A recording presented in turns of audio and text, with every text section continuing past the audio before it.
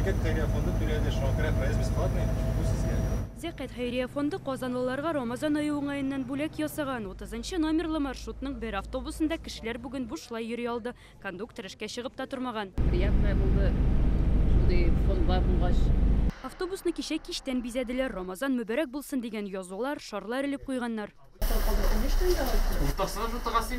Пассажирларга махсус мәгълүмат тараталар. Автобус эчендә аудиолекция укыла. Алар Уразаның асылы, әһәмияте турында, Татарстанда элан ителгән Рамазан изге гамәлләр айы хәйрия марафоны турында да сөйлиләр. Уважаемые пассажиры, в честь священного месяца Рамадан благотворительный фонд «Зекет» организовал акцию «Социальный маршрут». Әнисе белән баласы утыра иде, һәм инде әнисе баласы сорагач, кыз кичкенә кыз сорагач, әнисенә бу нәрсә дип, бу нәрсә кәгазь дип.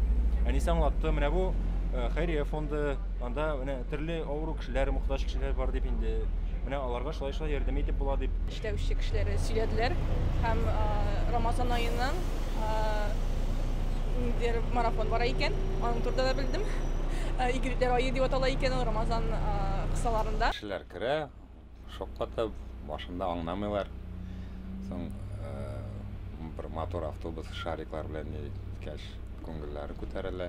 30-нчы маршрут автобусы Дуслык тыкрыгыннан лагерная станциясенә кадәр бара. Зекет фонды янындагы тукталыш аша да уза. Бу транспортта безгә ярдәм сорап килүчеләр еш йөри диләр фондта. Рамазан аенда хәйриячелек эше аеруча киң кулач алган. 500 гаиләнең 400-нә азык-төлек җыелмалары инде тапшырдык. Аллага шөкер. Һәм 20ләп урында төрле мәчет мәдрәсәләребездә 2000-нән артык кеше өчен ифтар мәҗлесләре оештырдык. Һәм инде иң төп юнәлешебез әлбәттә 20 игълан ителгән авыру сабыйның 13 өчен акча тупланды бүгенгә һәм 20 ылык кешенең 13 өчен дә ярдәм тупланды.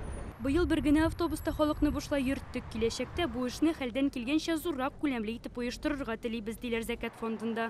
Лиана Бәхтиева, Гадел Миндубаев, Яңа Гасыр каналы.